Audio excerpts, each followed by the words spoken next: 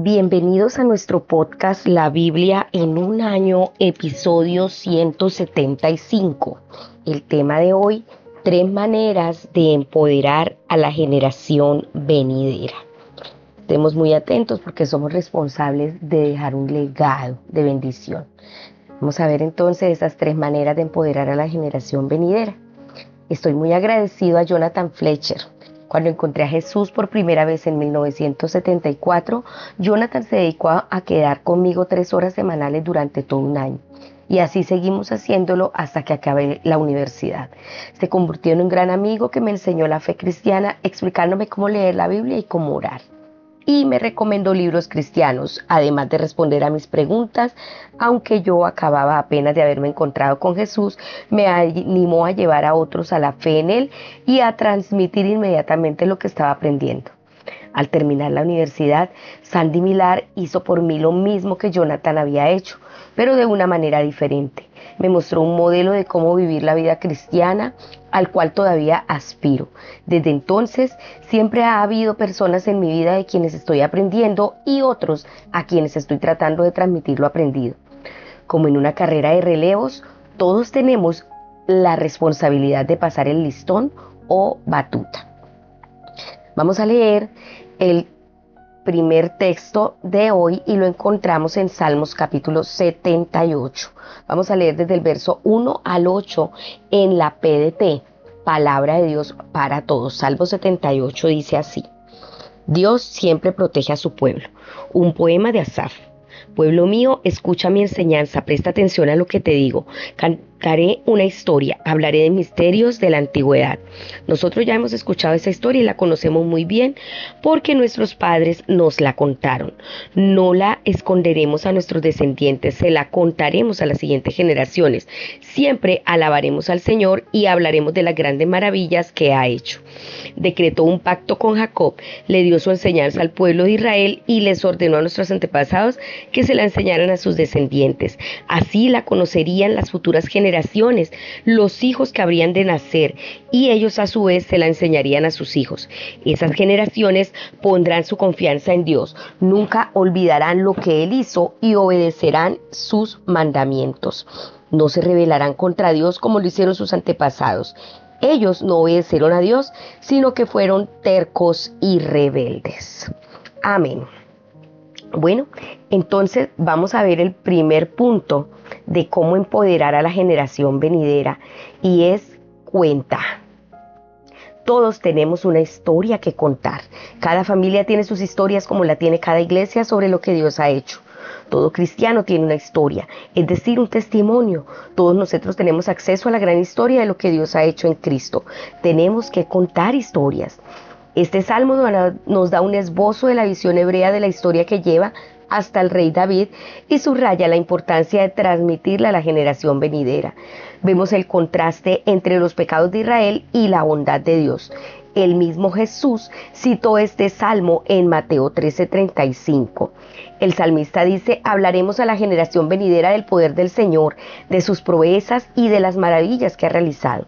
Ordenó enseñarlos a sus descendientes para que lo conocieran las generaciones venideras y a su vez los enseñarían a sus hijos, así ellos pondrían su confianza en Dios.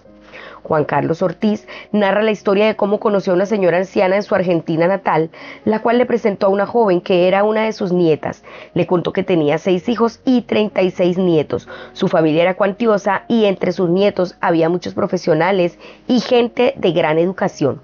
Carlos le preguntó cómo se las arregló para engendrar una familia extensa tan grande, bien alimentada, bien vestida y bien educada. La señora respondió: no lo hice, simplemente cuidé a los 6 y cada uno de los 6 cuidó a sus 6. Cada generación tiene la responsabilidad de contarle a la siguiente acerca de la bondad de Dios y advertirles del desastre que hacemos de nuestras vidas cuando nos apartamos de la bondad de Dios.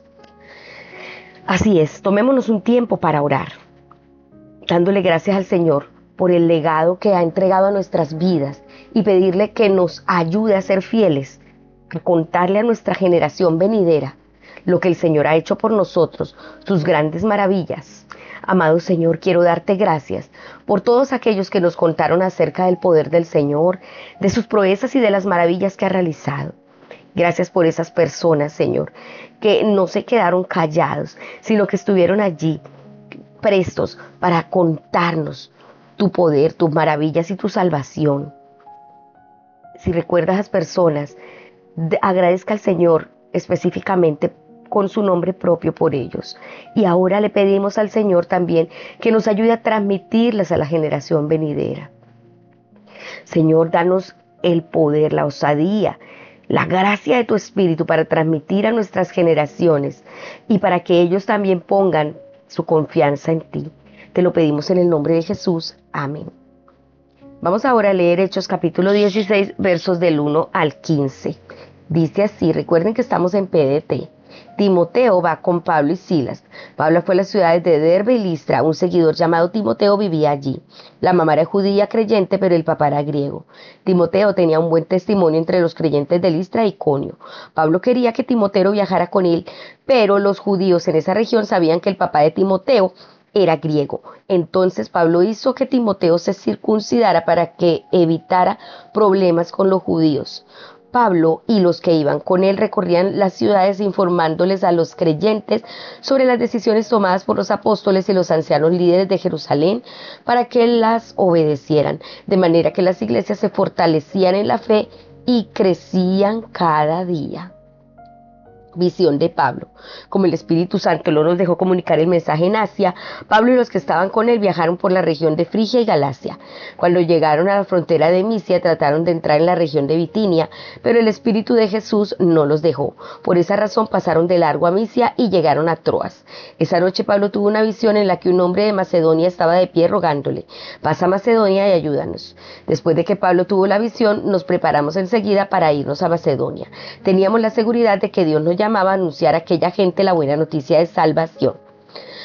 Conversión de Lidia. Salimos de Troas en barco y nos dirigimos directamente a la isla de Samotracia. Al día siguiente nos embarcamos para Neápolis y de allí fuimos a Filipo, una colonia romana y ciudad importante de esa parte de Macedonia. Allí nos quedamos algunos días.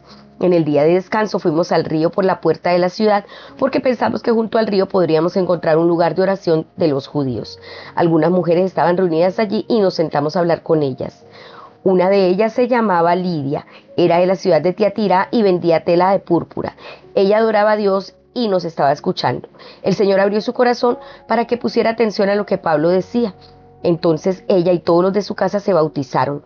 Luego ella nos invitó a su casa y dijo: si ustedes piensan que yo soy una verdadera creyente del Señor Jesús, entonces vengan a quedarse en mi casa. Ella nos convenció y nos quedamos en su casa. Amén. El segundo paso que tenemos que tener en cuenta para empoderar a nuestra generación venidera es entrena. Paul reconoció que tenía la responsabilidad de entrenar a otros. Encontró a Timoteo, un joven excelente, y Timoteo fue discipulado, entrenado e instruido por Pablo, quien fue un mentor para él. Son un gran ejemplo de lo que todos deberíamos estar haciendo. Encuentra un Pablo de quien puedas aprender y encuentra un Timoteo a quien puedas transmitir lo aprendido. Billy Hybels ha dicho que cada paso estratégico o decisión importante que ha tomado ha sido inspirado y animado por alguien que estaba a 1 metro de distancia de él y no cuando estaba entre la multitud de miles de personas. Al predicar podemos causar un gran impacto. Los predicadores suelen sobrevalorar la cantidad de verdades que se asimilan entre el púlpito y los bancos donde se sienta la gente.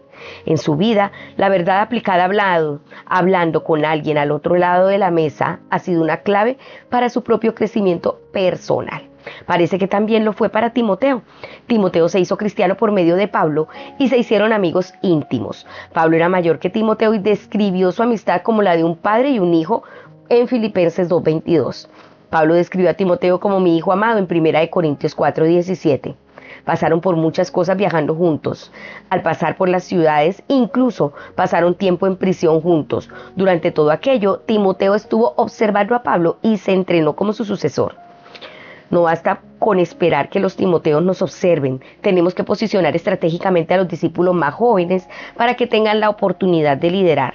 Pablo depositó en Timoteo una responsabilidad real. Podía confiar en él porque lo conocía muy bien. Desde el principio Pablo incluyó a Timoteo en el trabajo. Tomaron decisiones juntos y por medio de su ministerio juntos, las iglesias se fortalecían en la fe y crecían en número día tras día. Timoteo aprendió sobre la guía del Espíritu Santo, la cual les había impedido que predicaran la palabra en la provincia de Asia. Cuando intentaron entrar en Bitinia, el Espíritu de Jesús no se los permitió, dice la palabra. Esta es una lección importante en la vida. Puedo acordarme de al menos 5 ocasiones en mi vida en las que he sentido que debía ir en una dirección concreta, pero el Espíritu de Jesús no me permitió que el plan tuviera éxito. Al mirar atrás ahora, estoy completamente agradecido porque el Espíritu Santo detuviera mis planes, los cuales, visto en perspectiva, no eran los adecuados. Dios guió a Timoteo y a Pablo en una nueva dirección. Durante la noche, Pablo tuvo una visión en la que un hombre de Macedonia puesto de pie le rogaba: pasa a Macedonia y ayúdanos. No es de sorprender que Pablo tomara esto como una clara guía que debían ir a Macedonia, convencidos de que Dios nos había llamado a anunciar el Evangelio en Macedonia, dice en el verso 10. En Filipos, Timoteo tuvo que ver a Pablo en el primer sábado que estuvo allí, al ir al río abajo donde había un grupo de mujeres orando. Cuando Pablo habló sobre Jesús, Lidia, una rica comerciante, se convirtió. Invitó a Pablo y a aquellos que estaban con él a ir a quedarse en su casa. Tuvo que ser una experiencia extraordinaria y maravillosa para ambos, ver cómo el Señor le abrió el corazón para que respondiera el mensaje de Pablo. La última epístola atribuida a Pablo es segunda de Timoteo.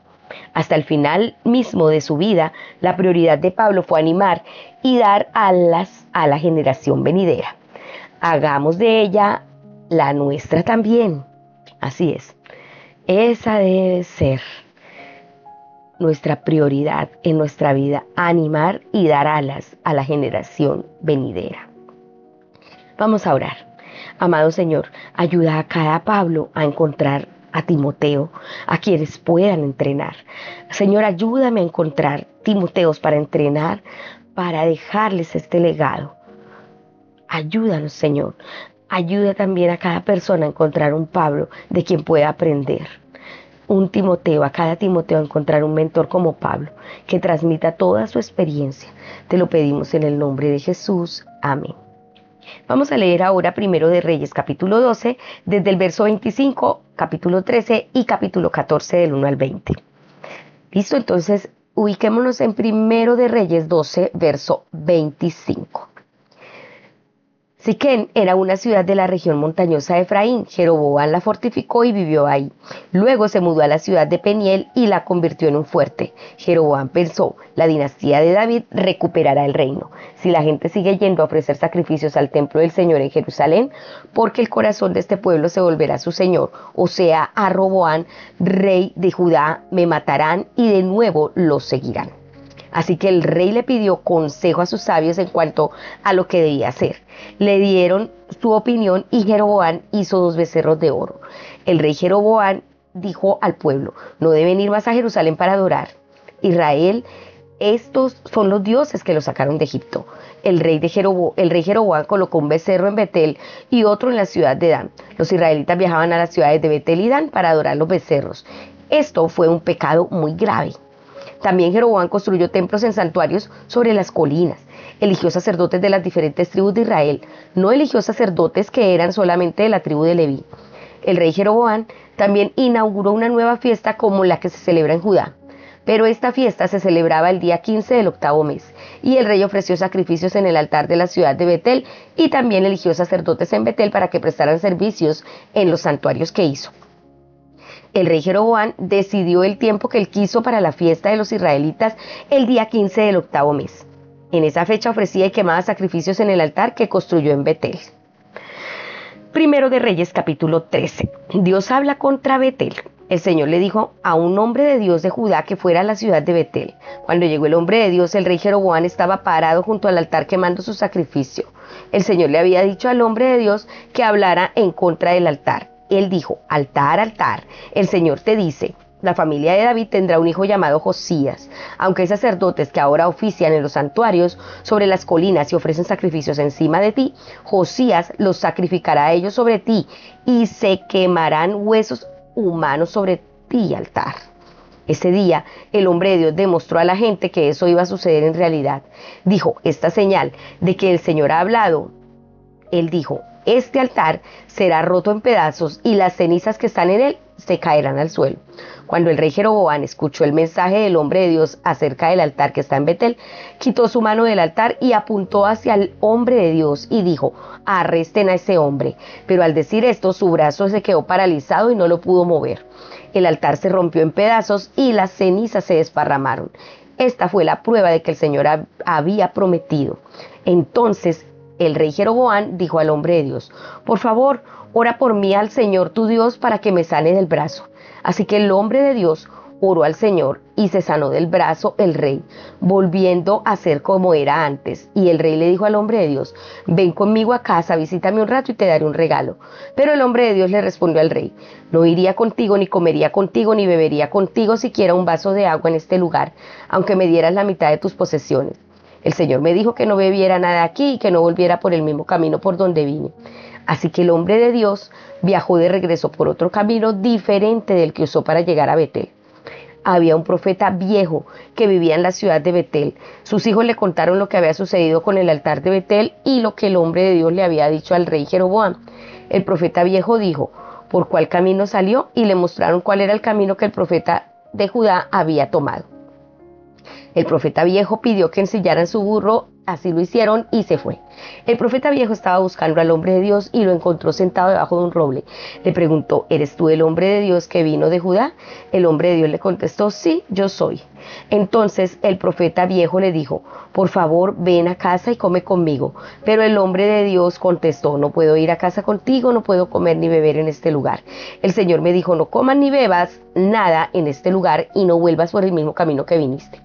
Entonces el profeta anciano dijo, pero yo también soy profeta como tú. Le mintió diciendo, un ángel del Señor vino y me dijo que te llevara a mi casa y te diera algo de comer y de beber. Así que el hombre de Dios fue con el viejo profeta y comió y bebió con él. Mientras todavía estaban en la mesa, el Señor le habló al viejo profeta. En voz alta le dijo al hombre de Dios, el Señor dice que tú no lo obedeciste, no hiciste lo que el Señor te mandó. Te mandó que no comieras ni bebieras nada en este lugar, pero tú volviste, comiste y bebiste. Por eso no te sepultarán donde se sepulta tu familia. El hombre de Dios terminó de comer y beber. Entonces el viejo profeta le ensilló un asno y el hombre de Dios se fue. Mientras iba de regreso, un león lo atacó y lo mató. El cuerpo del profeta quedó ahí y el asno y el león se quedaron parados junto al cadáver. Otros viajeros pasaron por ahí, vieron el cuerpo y el león parado al lado. Así que los hombres fueron donde vivía el viejo profeta y le contaron lo que habían visto en el camino. Cuando el viejo profeta escuchó esto, dijo, este es el hombre de Dios que no obedeció el mandato del Señor. Así que el Señor mandó un león para matarlo tal como el Señor le había dicho. Entonces el profeta le dijo a sus 3 hijos, ensillen el asno, y ellos lo ensillaron. Cuando el viejo profeta encontró el cadáver, el asno y el león estaban todavía parados cerca del cuerpo. El león no se lo había comido ni había herido al asno. El profeta puso el cadáver arriba del asno y lo regresó a la ciudad para hacerle duelo con un canto de lamento y sepultarlo. Sepultó al hombre en el sepulcro de su propia familia y lo lamentó diciendo, ay, mi hermano, siento lástima por ti. Así el profeta viejo sepultó el cadáver y les dijo a sus hijos, cuando me muera, pónganme en el mismo sepulcro y coloquen mis huesos en el mismo lugar junto a los de este hombre. Con certeza se cumplirá lo que el Señor habló por medio de él contra el altar que está en Betel y contra los otros santuarios que están en las ciudades de Samaria. Después de esto, Jeroboam no cambió su conducta y siguió su mal camino como si nada. Continuó eligiendo a la gente de cualquier tribu para que fueran sacerdotes de los santuarios sobre las colinas. Le daba autoridad de ser sacerdote de los santuarios sobre las colinas a cualquiera que quisiera hacerlo. Fue este asunto lo que ocasionó que la dinastía de Jeroboam pecara y lo que finalmente la llevó a ser destruida y a que desaparecieran de la faz de la tierra. Primero de Reyes, capítulo 14. Vamos a leer del 1 al 20. Muerte del hijo de Jeroboam. En ese tiempo, Abías, hijo de Jeroboam, estaba enfermo. Jeroboam le dijo a su esposa, vete a Silo para ver al profeta Ahías, el hombre que me informó que yo iba a ser rey de Israel. Vístete de tal forma que la gente no sepa que eres mi esposa. Al profeta dale 10 panes, algunas tortas y un frasco de miel. Pregúntale entonces lo que va a pasar con nuestro hijo. El profeta Ahías te lo dirá. Así que la esposa del rey hizo lo que le pidió. Fue a la casa del profeta Ahías que estaba en Silo. Ahías ya estaba viejo y ciego, pero el Señor le dijo: la esposa de Jeroboam viene a preguntarte si tienes un mensaje en cuanto a su hijo que está enfermo. También le dijo a Ahías lo que tenía que decir. La esposa de Jeroboam llegó a la casa de Ahías todavía disimulando quién era. Pero cuando Ahías escuchó pasos en la puerta, dijo: entra, esposa de Jeroboam, ¿por qué disimulas lo que eres? Tengo malas noticias. Ve y dile a Jeroboam que el Señor Dios de Israel dice esto: Jeroboam, yo te elegí de entre todos los israelitas y te puse a gobernar mi pueblo. La familia de David reinaba sobre Israel, pero yo les quité el reino a ellos y te lo di a ti. Pero tú no eres como mi siervo David, que siempre obedeció mis mandatos y me siguió de corazón e hizo solo lo que pienso que es correcto, sino que hiciste más mal que todos los reyes anteriores. Hiciste dioses extraños e imágenes de metal fundido para ponerme furioso. Tú me has despreciado y por eso te he abandonado. Y también por eso, Jeroboam, te traeré muchas dificultades y mataré a los varones de tu familia. Destruiré completamente a tu familia como el fuego quema el estiércol. Cualquiera de tu familia que muera en la ciudad será devorado por los perros, y los que mueran en los campos serán devorados por las aves de rapiñas. Es la decisión del Señor. Ahora regresa a tu casa y en cuanto entres a la ciudad, tu hijo morirá. Lo sepultarán y todo Israel llorará por él. Pero tu hijo será el único de la familia de Jeroboam que será sepultado, porque es el único de la familia de Jeroboam en el que el Señor Dios de Israel ha encontrado algo bueno. El Señor pronto establecerá un nuevo rey en Israel, y el nuevo rey destruirá la familia de Jeroboam. Así el Señor sacudirá fuertemente a Israel y a la gente se atemorizará. Temblarán como una planta del río. Expulsará a Israel de esta tierra buena que se les dio a sus antepasados. Entonces los dispersará al otro lado del río Éufrates, porque el Señor está furioso con el pueblo, pues lo ha provocado haciendo imágenes en honor a Será. Jeroboam pecó e hizo pecar a los israelitas, así que Dios permitirá que los israelitas sean derrotados. La esposa de Jeroboam volvió a Tirsá, y en cuanto entró a la casa murió el hijo. Todo Israel lo sepultó y lo lamentó tal como el Señor dijo por medio de su siervo el profeta Ahías. El rey Jeroboam hizo muchas otras cosas, hizo guerras y siguió gobernando el pueblo. Todo lo que hizo está en las crónicas de los reyes de Israel. Jeroboam reinó durante 22 años, luego murió y fue sepultado con sus antepasados. Entonces su hijo Nadab reinó en su lugar. Tercer punto. Entonces vamos a ver el último y tercer punto de este tema, que son las 3 maneras de empoderar la generación venidera. Entonces la tercera manera es enseña. A menos que aprendamos las lecciones de la historia y hablemos de ellas, a la generación venidera estarán condenados a repetir los errores del pasado. El libro de los Reyes registra la historia del pueblo de Dios para que las generaciones siguientes puedan aprender de ella. Tristemente, las lecciones que podemos aprender de este pasaje son principalmente negativas. La narración acerca de Jeroboam es aterradora y este transmitió un legado fatídico a la siguiente generación. Después de buscar consejo, el rey hizo 2 becerros de oro.